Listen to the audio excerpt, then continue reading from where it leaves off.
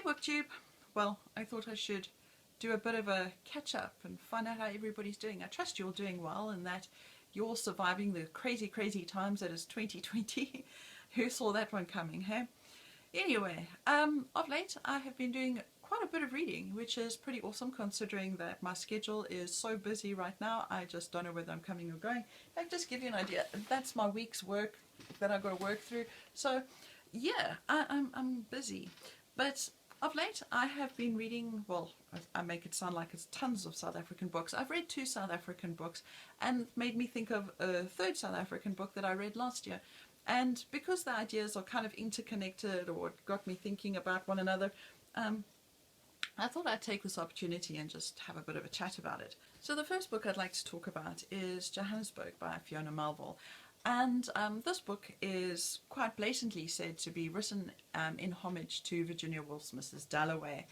And there's nothing quite like setting yourself up for a fall.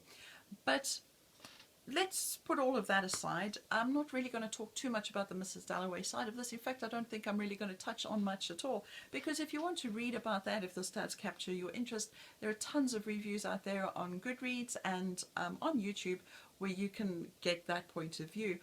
But as a South African living through this time, I have a very different perspective on this book, which is probably, I would say, unique to a South African. And I thought perhaps I would share that side of it with you.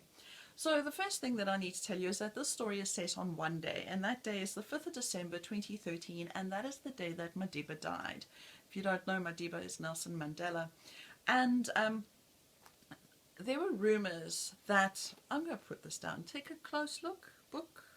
It's not exactly stunning, but okay, book, Johannesburg, alright. So, the rumours around Madiba's death were that he had died beforehand, and that the family were keeping it secret for now.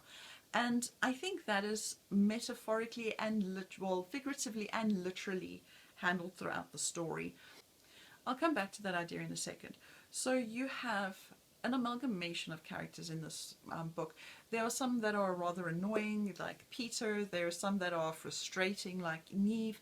Then there was Dudu, who was the caring sister of September, who, if you've read Mrs. Dalloway, you should be going, Septimus, and you wouldn't be far wrong at all.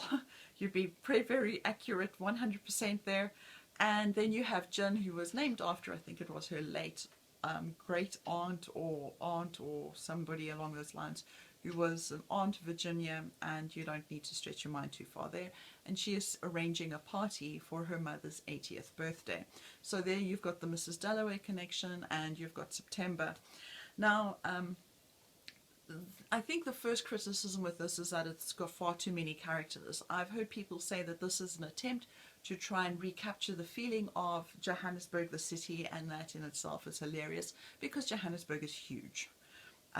There's no such thing as grabbing a handful of characters with such minimal storylines to try and capture the feel of an entire town. It's not going to happen. So I ignored that side of things. I didn't look into that. But anyway, so as I said, this story is set on the day that Madiba died, and as I said, this is now looking at, in my opinion, literally and figuratively, the idea of his death. Now, in South Africa, true fact, historically, we had the Marikana massacre, which was the greatest show of force against civilians by police since the 1960 Sharpeville massacre, where 7,000 African people arrived at, oh good lord, Sharpeville police station in protest against the pass laws, because in South Africa during apartheid you could not be black and moving around without a pass. I think Trevor Noah speaks about this in his book Born to Be a Crime, which I'm not discussing today because I'm pretty sure I've spoken about it, and if I haven't, everybody else has, so you know, catch up there. But anyway, so the Sharpeville massacre was beforehand the greatest show of force by police, and we had the Marikana massacre, which, if memory serves me right, because the outcome of this was so much greater than the actual initial. I think the miners were striking for better wages, and the police opened fire on them, resulting in, I think it was 47 dead in total, and hundreds or quite a lot of people seriously injured. They used assault rifles when they opened fire on them, etc., etc. In case you're interested, the Sharpeville massacre left 70 people dead and hundreds of people injured in that. So where I'm coming from with this being the idea of this idea that Madiba had died before Madiba died is that it was the loss of the ideals and his vision for a peaceful South Africa, a South Africa of growth and opportunity.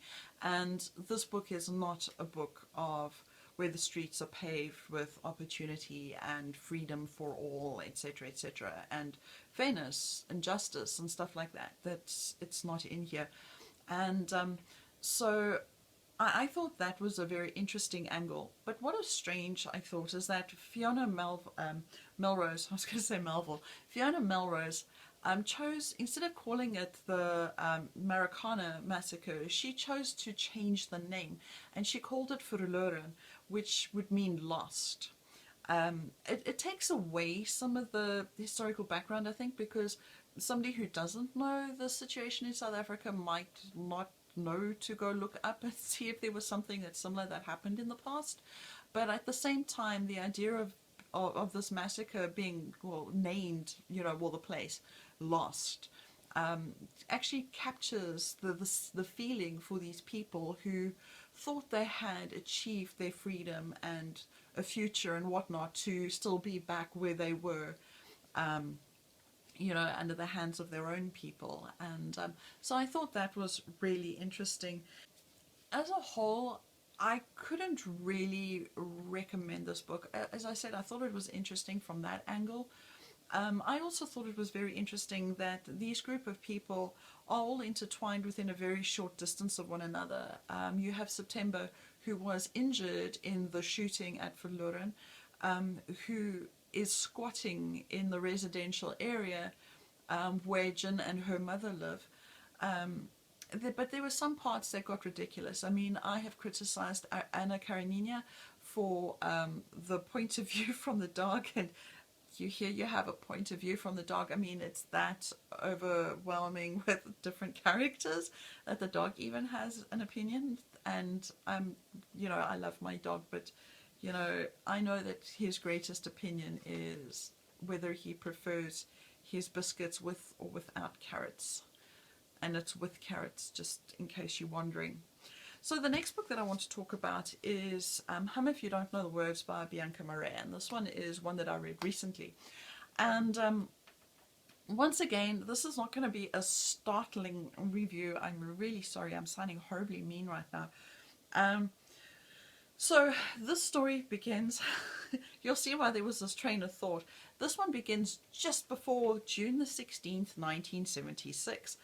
And if you are South African, or if you've been to school recently in South Africa, you'll know that that is the day of the Soweto riots. And the Soweto riots is where over, I think it's 10,000, I could be wrong, but I think it was 10,000 school children rose up in protest against, this is black school children, rose up in protest against Afrikaans being made compulsory in their syllabus, keeping in mind that the apartheid government was Afrikaans, and that basically the idea behind this was so that the menial worker could understand the language of the boss and whatnot. So anyway, this was set around this time. It begins there, and it starts off with a white girl. She's 9 years old in the beginning, and her parents are murdered by black people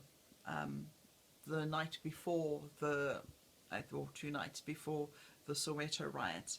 And then you have your second protagonist, and this is Beauty, and she is a black, also a woman from the Transkei, who is going through to Soweto to try and find her daughter, Nomsa, who is getting involved in political things, which in those days was super, super dangerous, especially in the 70s, where apartheid was at its extreme. And So she's heading through to go and find her daughter. Her daughter went there for schooling, and her goal is to bring her back home. And so I'm going to put this one down too. Okay, you've seen it. It's also not the most startling book going, but it's what it is. So moving on. Now there were parts of this that I enjoyed. I enjoyed Beauty's perspective. She was an unusual, inspired character actually for a black character in a South African book, because she is a teacher. So she was educated, which was horribly rare at this point in time. She would have got her education because she had better education than black people were getting when the story is set. Because Bantu education was put into play, and that was basically a downgraded, watered down syllabus, basically prepping the black people for menial labor. That didn't offer them the opportunity to study anything that would have been fancy or, you know, lead to good professions, or the knowledge to go with the intelligence. Whereas Beauty was an exception. She was a teacher, she was well read, etc. So that is already different. This story, the pros of the story is that it looks at both sides, or tries to look at both sides, even to perhaps an Afrikaans side in there, although it's a bit rarer.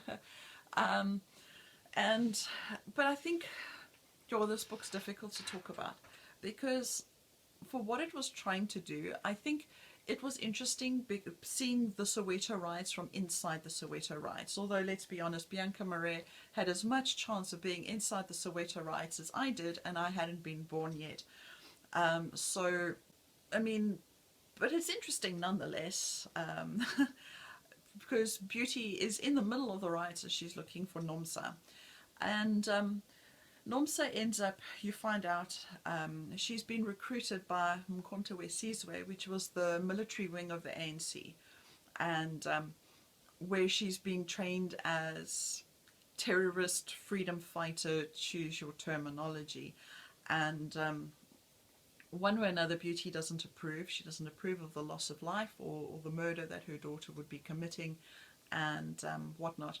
This book alternates perspectives. You have either Robin who's doing the narration, or you have Beauty that's narrating, and that is one of the problems, because Robin is at the start 9 years old. At the end of the story she's 10, and she is far too young to be this wise. And this is unfortunately the problem that comes in with child narrators in adult books, because the adult who is writing the book very rarely ever gets a child right. And in fact, to be totally honest, I don't even think she got the adults around the child right. One of the characters in the book is severely beaten. He is friends with Robin's aunt, because with both her parents being murdered, she ends up staying with her aunt.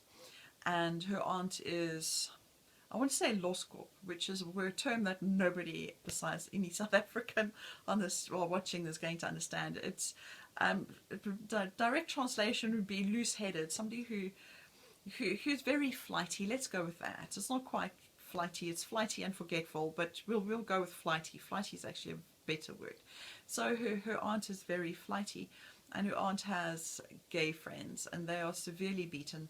Well, one guy is severely beaten, and he tells Robin about all of this while he's in hospital. I mean, you don't go and visit strangers or friends of your aunt in a hospital, and no adult man would sit down and talk to her about this stuff. And I felt things like that were horribly unrealistic.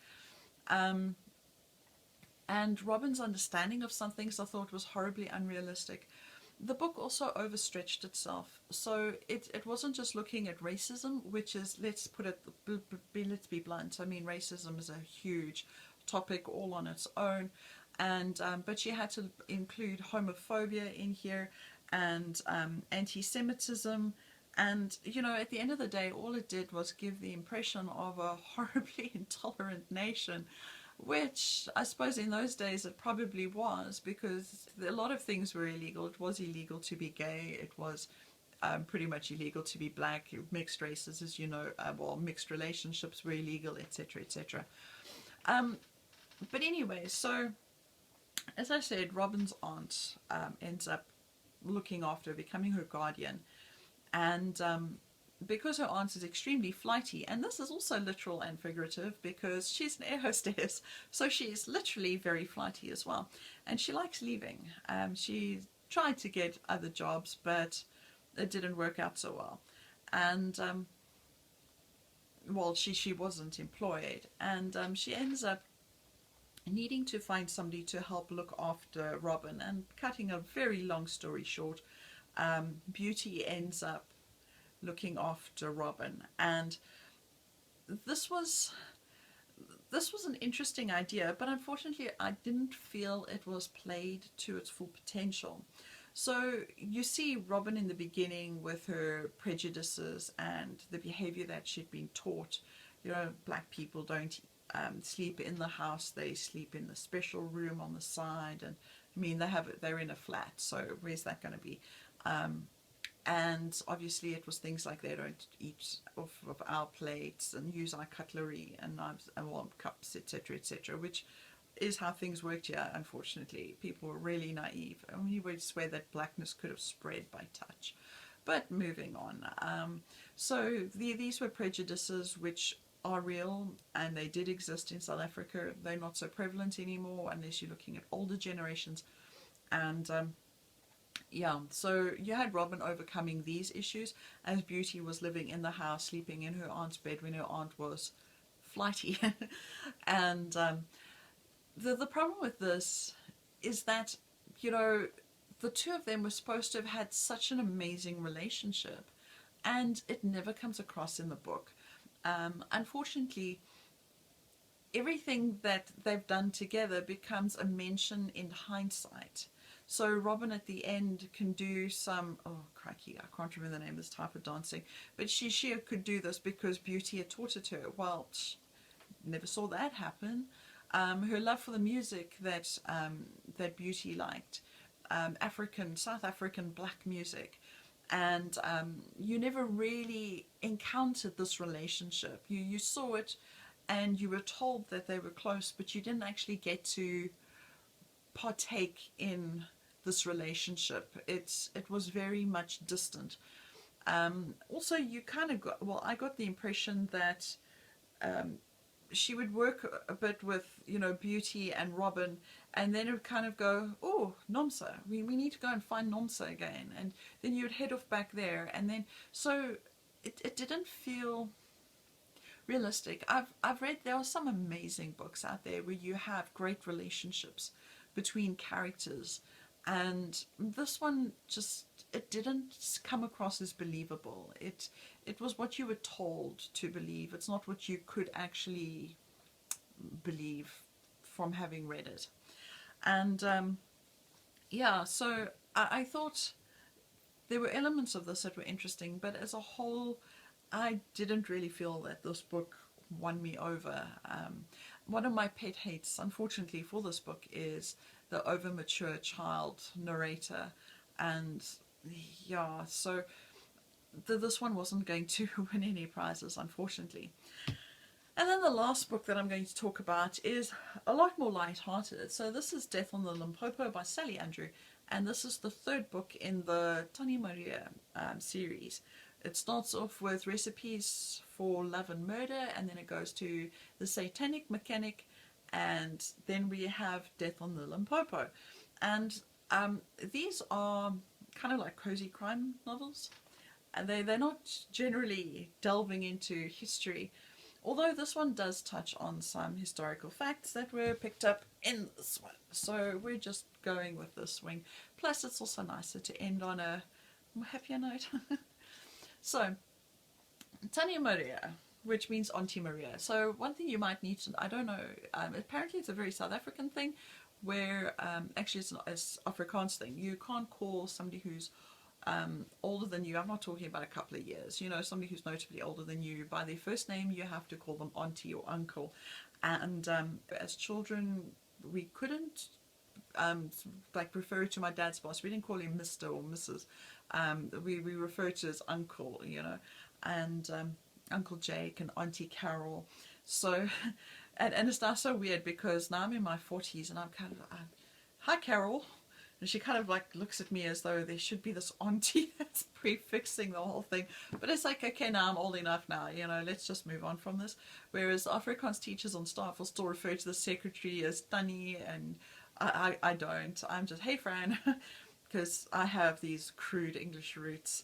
But anyway, moving on. So this is a Tannie Maria mystery story.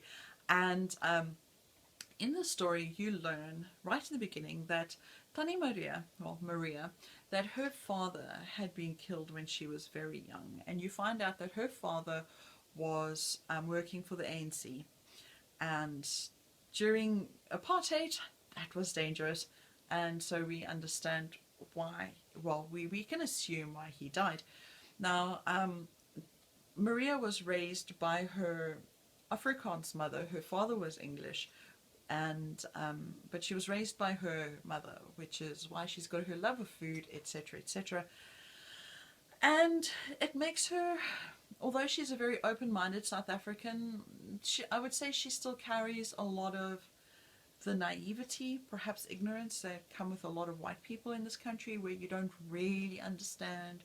It's like you know it, but you don't really know it, what it was like for black people during apartheid, because I don't think you really can know it until you've lived it. But anyway, you know, we can persist and try. So moving on, in the story, okay, so in case you don't know any of the Tannie Maria stories, she works as the agony aunt on the local newspaper, and in book 1 she discovers a murder that way. In book 2, I can't remember, it wasn't my favorite book. And in this one, you have a black woman who is sent to the newspaper because it's all part of the syndicate or whatever. Syndicate sounds bad. What do you call it when it's a group of newspapers? Well, it's all part of that. And it's there to diversify the newspaper, which is something that is likely to happen. And this journalist, her name is Zaba, and Zaba is also a woman.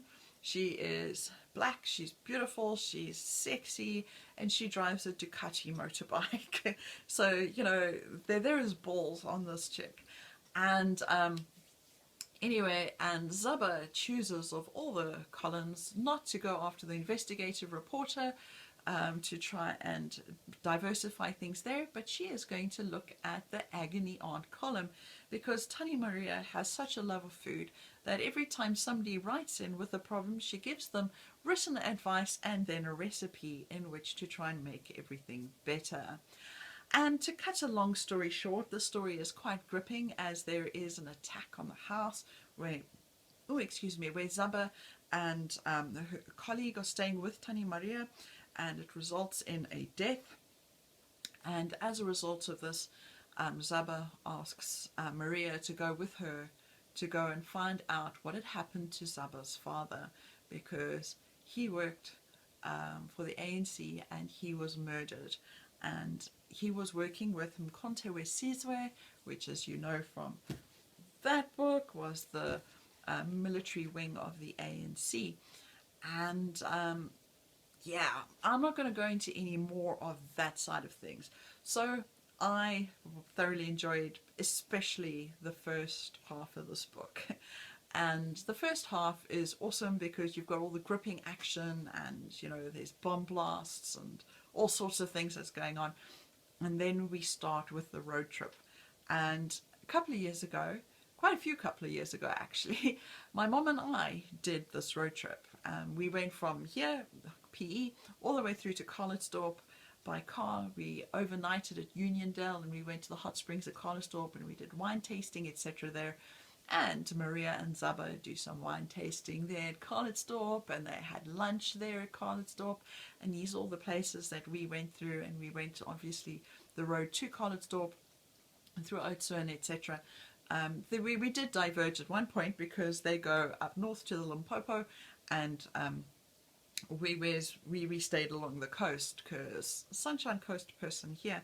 And But it was really awesome reading about this side of South Africa, because the one thing that this book really does capture well is that little town mentality. In South Africa, we call it a dorp. And this little dorp, she's in Ladysmith, where everybody knows everybody else. It's a very tight little community. Although it's modern, it's 20 years in the past at the same time. And they're in the little Karoo, die Klein Karoo, and it's fantastic because there's a smell about die Klein Karoo which you don't get anywhere else. It's just fabulous, and I love this book for that. And then, just in case you're interested, at the back of this book, just like the previous two, you have her recipes for all the things that she made in here, which I could no longer eat because I accidentally went vegan. But that's a whole other story. Don't ask me how one accidentally becomes vegan, but I did. And yeah, so I would recommend this as a read. It's a light read, it's a cozy mystery read. I can't say the plot is overly complicated. I guessed what was happening long in advance. But for the feel of South Africa, if you're homesick and you're South African, go read Tannie Maria. You'll enjoy it. And if you want to know what South Africa feels like, go read Tannie Maria. It's awesome. But I mean, there are some things in this book that are highly unrealistic. I mean, no woman in this country is going to sleep naked while camping outside. People in this country have electrified fencing. If you were camping as a woman on your own, you would have electrified guy ropes and a barbed wire chastity belt. You know, it's that kind of, you know, we don't do shit like that around here. You won't survive it.